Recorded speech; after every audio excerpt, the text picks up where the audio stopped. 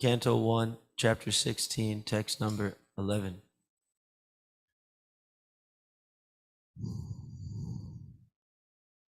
Svalankritam Shyama Turanga Yojitam Ratham Mrigendra Dvaja Dvaj Dvajam Ashrita Purat Vrito Ratashva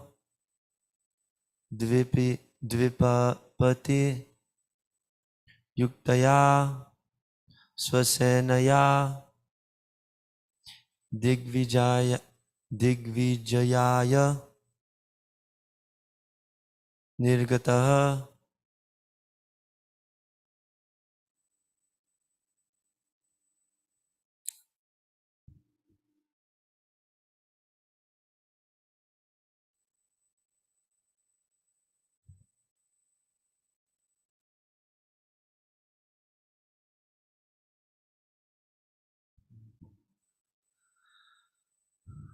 Svalankritam Shamaturanga Yojitam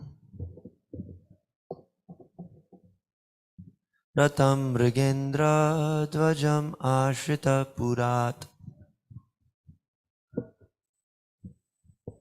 Pritoratashva Dvipapati Yuktaya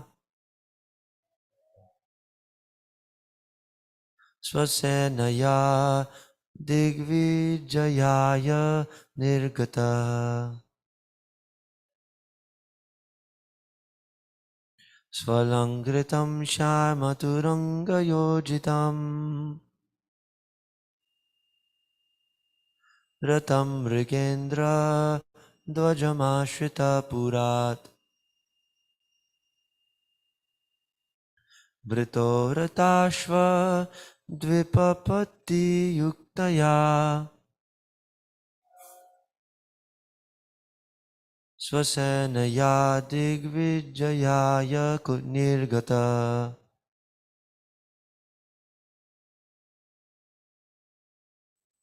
Svalankritam Shamaturanga Yojitam Ratam Mrigendra Dvajamashita Purat Pritoratashva Dvipapati Yuktaya Swasenaya Digvijayaya Nirgata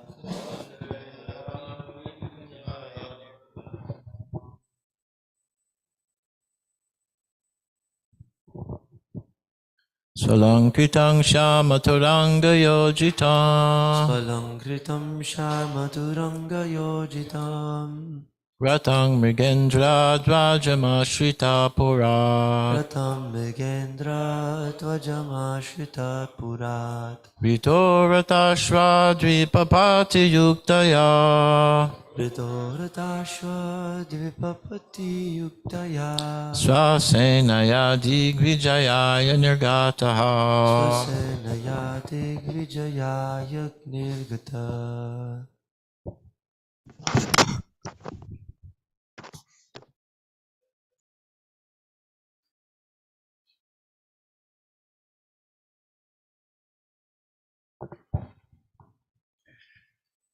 Svalankitam Shayam Turanga Yojitam Svalankritam Shamaturanga Yojitam Ratam Mirendra Dvajam Ashvita Purat Ratam Mrigendra Dvajamashita Purat Ritoratasva Dvipipati Yuktaya Pritoratashva Dvipapati Yuktaya Svasayena Digvayanjaya Nirjitaha Swasenaya Digvijayaya Nirgata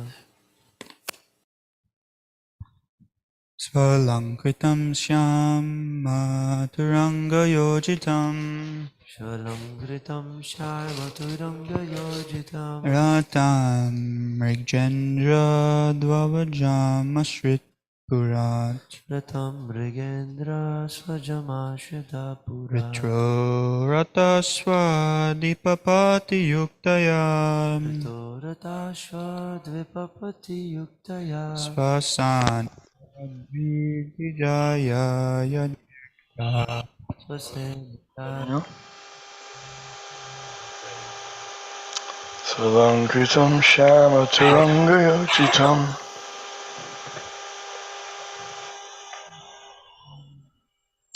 Vitam Ragendra Dvajam Ashrita Purat Mrigendra Swajamashita Pura Vitoratashva Dvipapati Yuktaya Ritoratashva Dvipapati Yuktaya Sasenaya Digvijaya Nirgataha Sunayati Vijayaya Nirgata Svalankritam Shamataranga-yojitam Amritam Shamaturanga-yojitam Ratam Magindra Dvajam Ashrita Purat Amrigendra Tvajamashvita Pura Rituratashva Dvipati Yuktaya Puratashva Dvipapati Yuktaya Svasenaya Digvijaya Nirgataha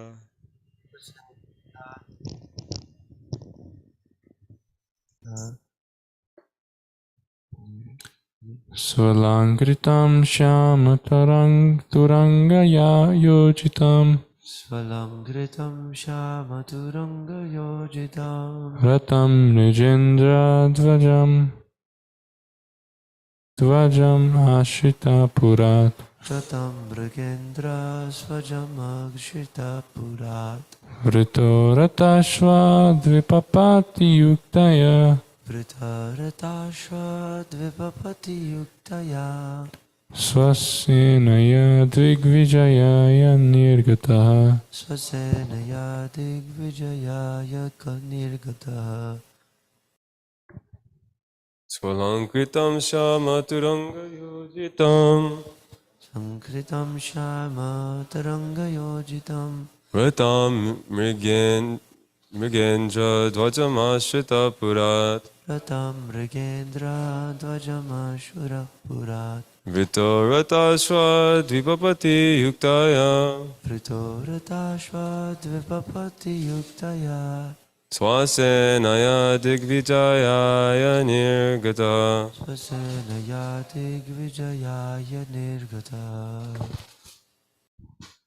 Swalankritam Shamaturanga-yojitam Svalangritam Shamaduranga-yojitam Ratam Mrigindra Dvajamashvrita Purat Ratam Mrigendra Dvajamashvita Purat Vritoratashva Dvipapati Yuktaya Vritoratashva Dvipapati Yuktaya Swasenaya Digvijayaya Nirgitaha Swasenaya Digvijayaya Nirgata Shalankritam Shamatiranga-yojitam Svalangritam Shamaturanga-yojitam Ratam Megendra Dvajamashvita Purat Ratam Vigendra Dvajamashvita Purat Ritoratashva Dvipapati Yuktaya Vritoratashva Dvipapati Yuktaya Svasenaya Digvijayaya Nirgataha Swasenaya Digvijayaya Nirgata Svalankritam Syamataranga-yojitam Svalankritam Shamaturanga-yojitam Ratam Mrjendra Dvajam Ashrita Parat Ratam Mrigendra Dvajamashvita Purat Rito Ratashva Divpapati Yuktaya Vritoratashva Dvipapati Yuktaya Svasena Digvijayaya Nirgataha Swasenaya Digvijayaya Nirgata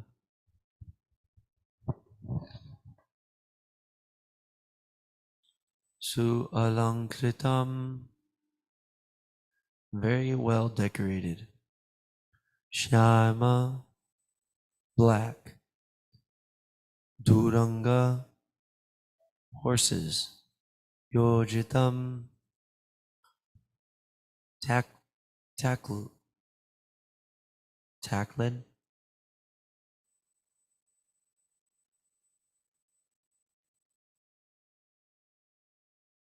Tackled. It's tackled.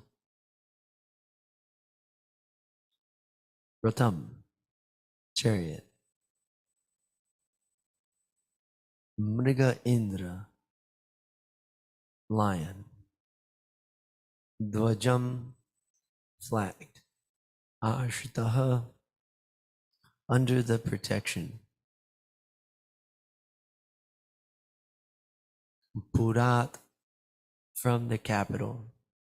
Britaha, surrounded by. Rata, charioteers. Ashva, cavalry. Dvipapati, elephants. Yuktaya, thus being equipped. Svasenaya, along with infantry. Digvijayaya, for the purpose of conquering.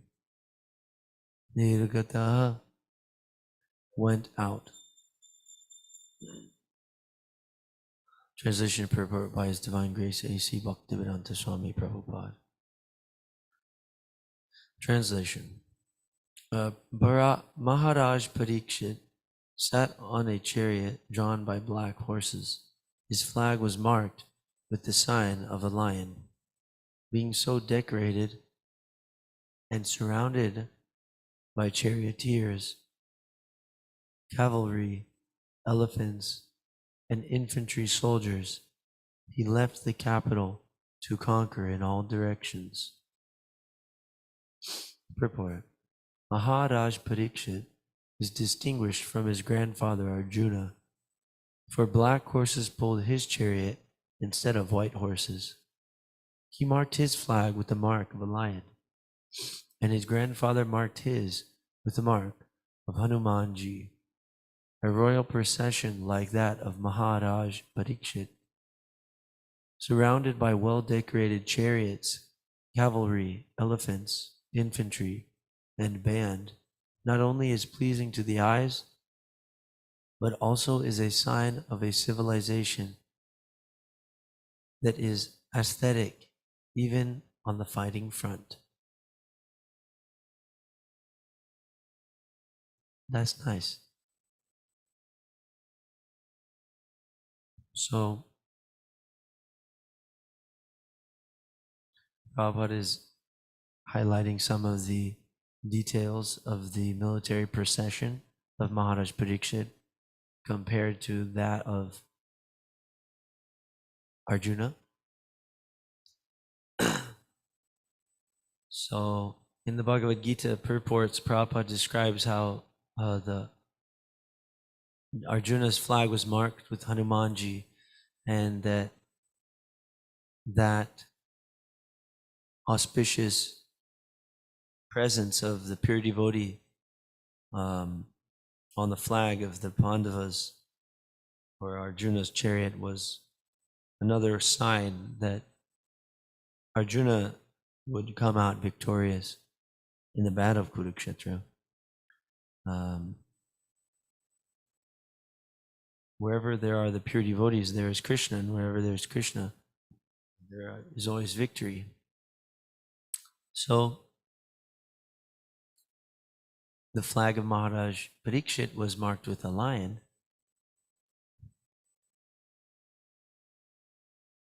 And the lion, there's many references to the lion in the Vedic texts. And in Gita specifically, Prabhupada says of beasts, he is the lion. Krishna describes in Bhagavad Gita that of beast he is the lion. Please pardon me. So it's a very wonderful creature and powerful. So Maharaj Parikshit had marked his flag with that symbol. And Prabhupada goes on to describe how this assembly of military paraphernalia is very attractive. It's pleasing to the eyes. And actually we've seen, different movies or paintings of elaborate battle scenes, and it's very attractive for marches. We may have even seen some video footage of different countries marching their military battalions like that. We've seen some footage probably from Soviet China or maybe it was Japan that I saw once, or Hitler's assembly, or military assemblies. You may have seen those propaganda films where there's banners and there's flags and there's big dais for the speakers, and there's marching soldiers in squares and tanks rolling behind. And then they speed up the video so that it seems very grand, like there's like a lot of them. Anyway, this is nothing compared to Maharaj Parikshit and Arjuna. And Maharaj Parikshit, he had all of his military kind of styled out, and Prabhupada says that this is the sign of a civilization that is aesthetic even on the fighting front. So this fashion sense or design or style, this is all actually coming from the Vedic culture, that these persons, they understood how to enjoy, really.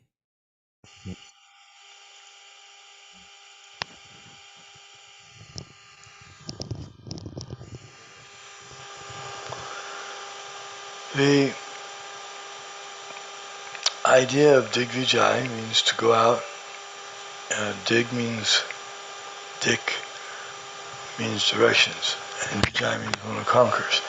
So the emperor of the whole world, formerly the world was ruled by one emperor, and then there were smaller kings in charge of smaller kingdoms, and they would all pay tribute or taxes to the emperor.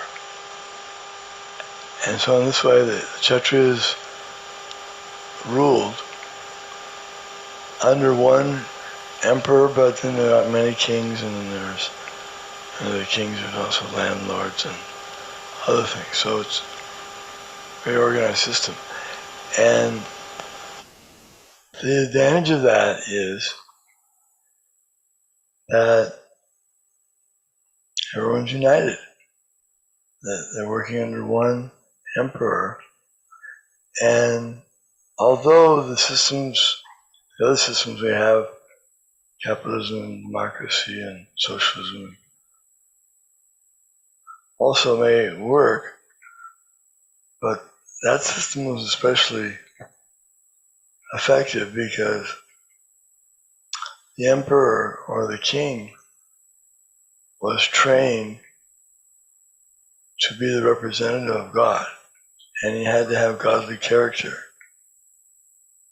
They didn't allow persons of non-godly character, ungodly, to take such a leading position.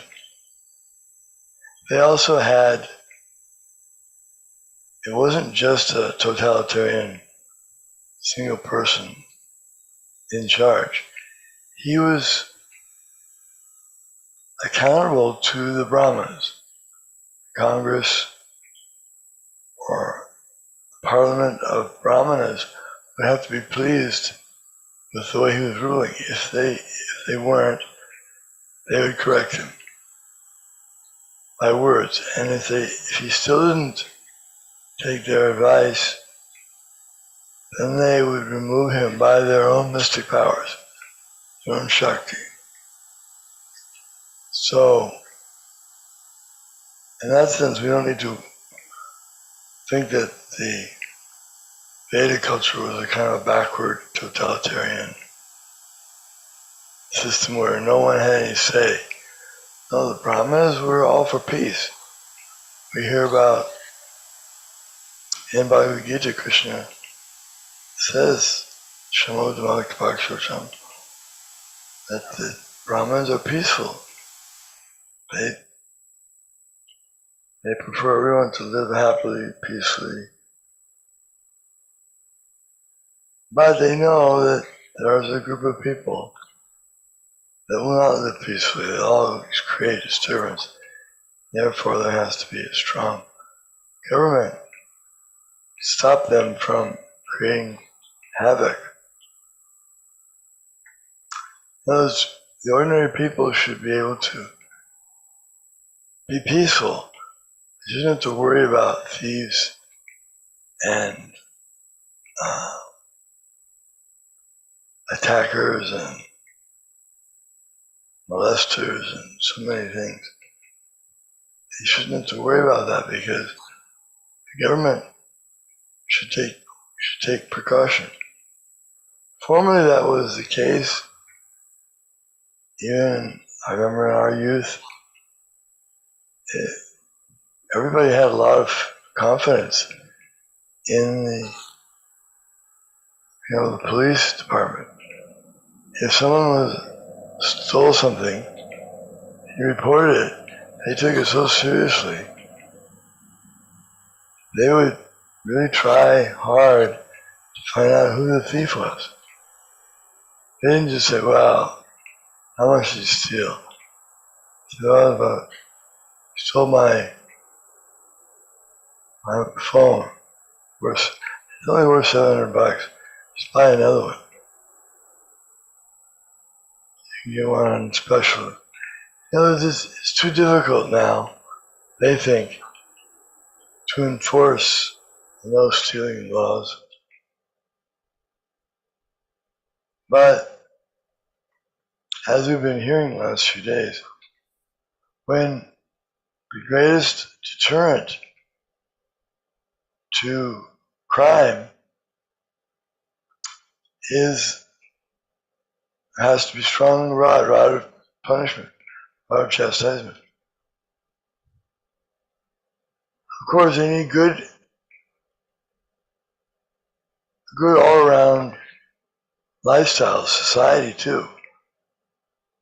They have to be trained in chanting the holy names of the Lord. If everyone's trained up in chanting, then they'll be happy by chanting, and they won't be envious that someone has more than me. Because they'll see that the persons who have more than them also chant more, worship more, are fully engaged in devotion to God. When they see that, and they see the qualities of the Brahmanas, why are they given respect? Because they're intelligent, peaceful, controlled senses. Why are the Kshatriyas given so much opulence to live in a palace? Because they have to rule, they have to go out and fight. The Vedic system is that if in his kingdom there's any complaints about anything, he's responsible. Even if there was a story in the Krishna book, there was a Brahmana who lived in Dwarka, and he had a son, and the son died. And the Brahmin came to the king and said, "What's wrong? Why did my son die? The son is not supposed to die before the father. What kind of government are you running here?" So the king took it very seriously. He said, "Okay, don't worry, we'll protect your next son." So they tried. The Brahmins had another son. Same thing happened. He died. And they came again to the king and said, "This is sinful. What kind of leadership are you running here?" Ultimately, it's a whole story. But Arjuna stepped in and said, "I promise that I'll protect your son from dying. Otherwise, if I don't do it, I will enter into fire and give up my life, because it means that the Kshatriyas are completely useless. We've lost all our power to protect." So they had another son, and that son also disappeared. It's an interesting story, but that's my point, that the kings are held responsible for anything that goes wrong. If the weather is not good, if there's a drought, they blame it on the king.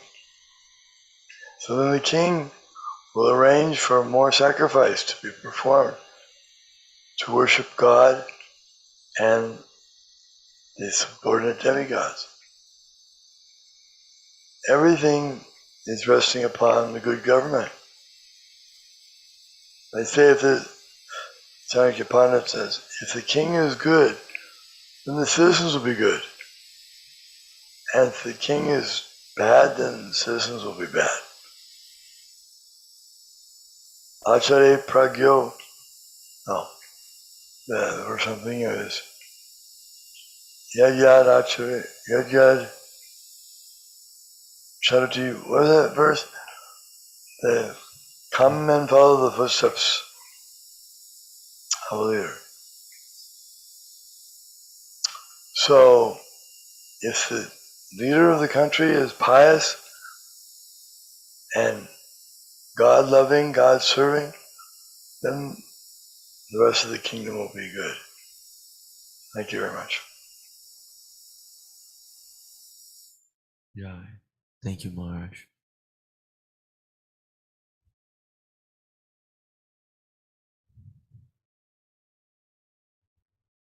Hmm. Hmm.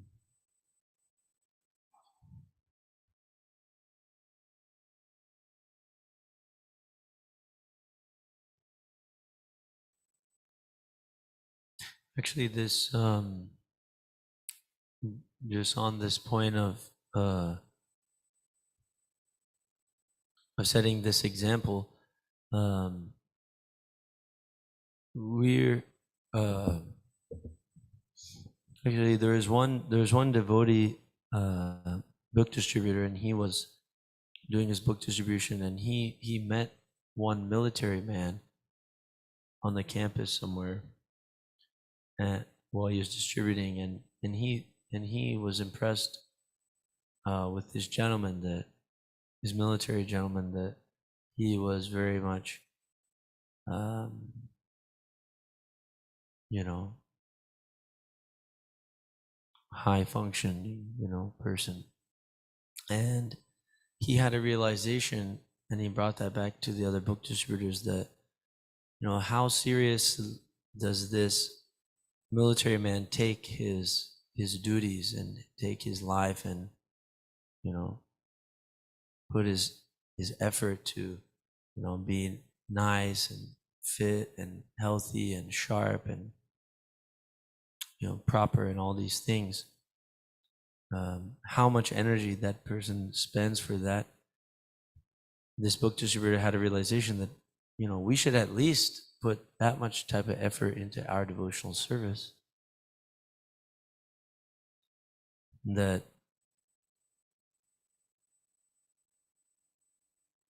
this person is endeavoring so much for more or less his material occupational duty.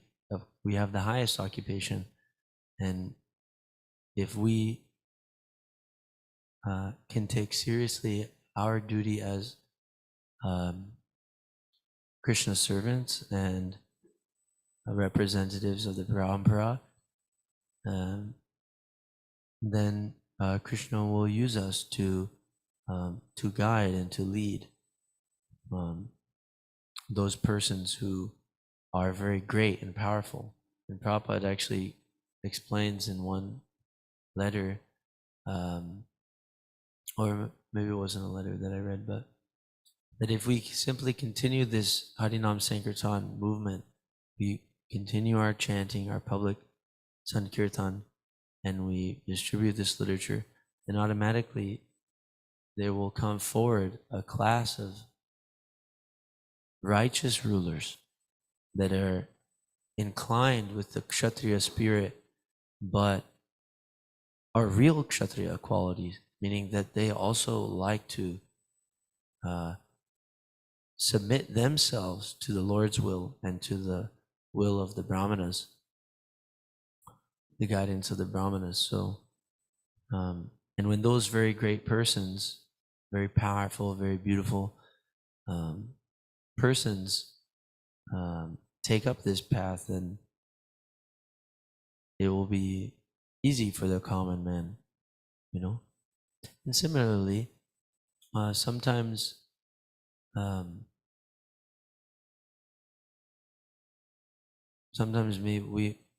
we may also think that we're very great, though we're more or less insignificant. If we are great, then we can also try to be.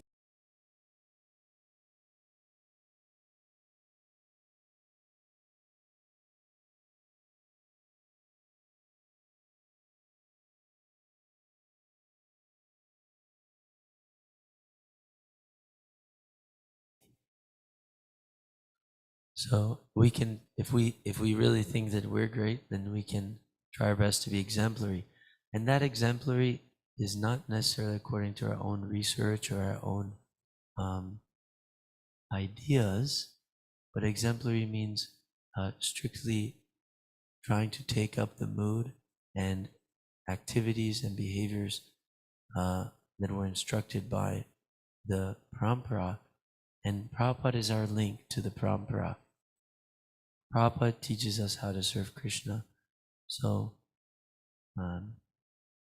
let us follow as strictly as possible our Acharya, and we can meet all success by practicing this Sankirtan yajna. Okay, Srimad Bhagavatam ki jai, Srila Prabhupada ki jai. All glories to some devotees.